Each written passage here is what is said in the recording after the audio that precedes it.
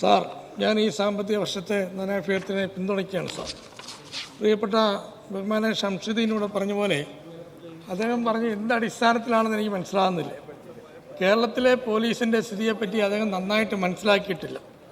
Kerala police രാജ്യത്തെ തന്നെ ഏറ്റവും മികച്ച സേനകളിലൊന്നാണ്. ഈ നേട്ടം ഒരു ദിവസം കൊണ്ടുണ്ടായതല്ല സാർ.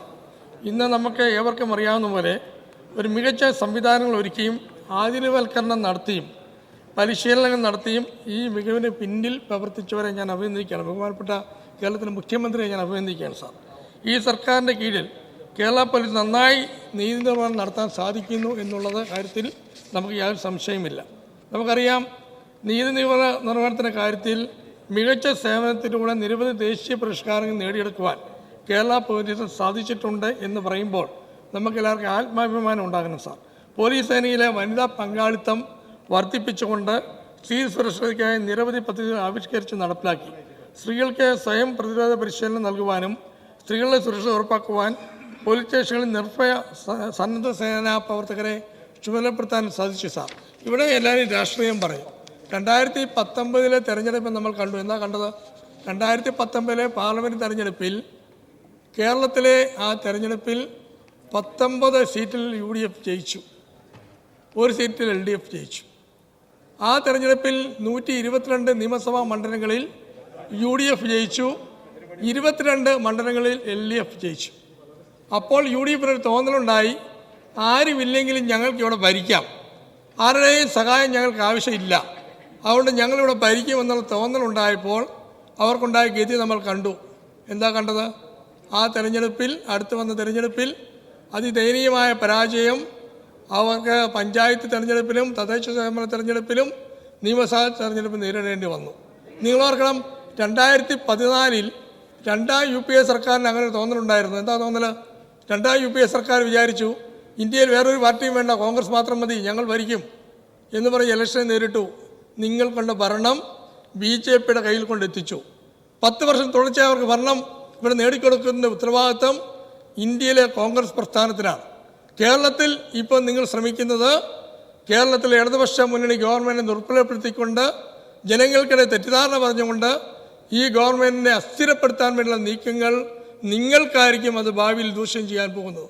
നിങ്ങൾ മനസ്സിലാക്കണം, 2024 തെരഞ്ഞെടുപ്പിൽ 111 സ്ഥാനത്തേ ഉള്ളൂ നിങ്ങൾക്ക് ഭൂരിപക്ഷം. 18 സ്ഥാനത്ത് LDFന് ഭൂരിപക്ഷമുണ്ട്. ബാക്കി ആർക്കാണ് ഭൂരിപക്ഷമെന്ന് നിങ്ങൾ ചിന്തിക്കണം. അപ്പം BJPയെ ഊർത്തി വളർത്തുവാൻ വേണ്ടി നിങ്ങൾ നടത്തുന്ന ശ്രമങ്ങളെ ജനങ്ങൾ തിരിച്ചറിയുന്നുണ്ട് എന്ന് നിങ്ങൾ മനസ്സിലാക്കണം. ഇവിടെ വോട്ട് ചോർച്ചയെ പറ്റി പറഞ്ഞു. തൃശ്ശൂരിൽ എവിടെ വോട്ട് ചോർന്നത്?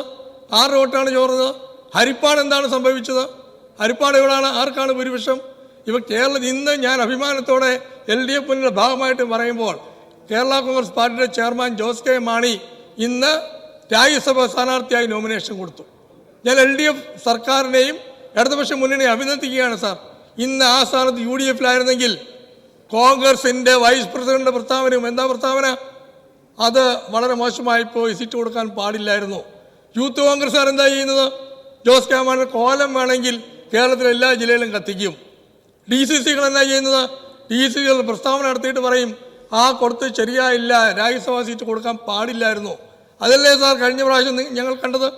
ഇപ്പോൾ ഇന്ന് അന്തസ്സായി ഇടതുപക്ഷ മുന്നണിയിൽ നിന്നുകൊണ്ട് കേരള കോൺഗ്രസ് പാർട്ടി അംഗീകരിച്ചുകൊണ്ട് എല്ലാ കക്ഷികളെയും ഒരുപോലെ കണ്ടുകൊണ്ട് എല്ലാവരെയും കൂട്ടിച്ചേർത്ത് പിടിക്കുവാൻ കേരളത്തിൻ്റെ മുഖ്യമന്ത്രിയും ഇടതുപക്ഷവും നടത്തുന്ന ശ്രമങ്ങളെ ഞാൻ അഭിനന്ദിക്കുകയാണ് സാർ.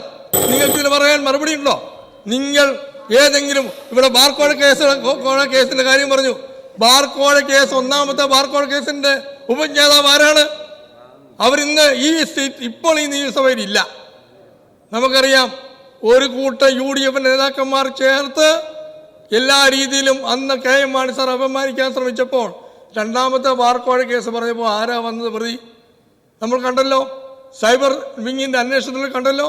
അപ്പോൾ തീർച്ചയായും കേരളത്തിലെ ജനങ്ങളെ തെറ്റിദ്ധരിപ്പിച്ചുകൊണ്ട് കേരളത്തിലെ ജനങ്ങളുടെ മുമ്പിൽ ഒരു പുകമറ സൃഷ്ടിച്ച് കേരളത്തിലെ ജനങ്ങളെ വോട്ട് വേർതിരിച്ചെടുക്കാൻ നിങ്ങൾ നടത്തുന്ന ശ്രമങ്ങളെ ജനങ്ങൾ ചേർത്ത് തോൽപ്പിക്കും.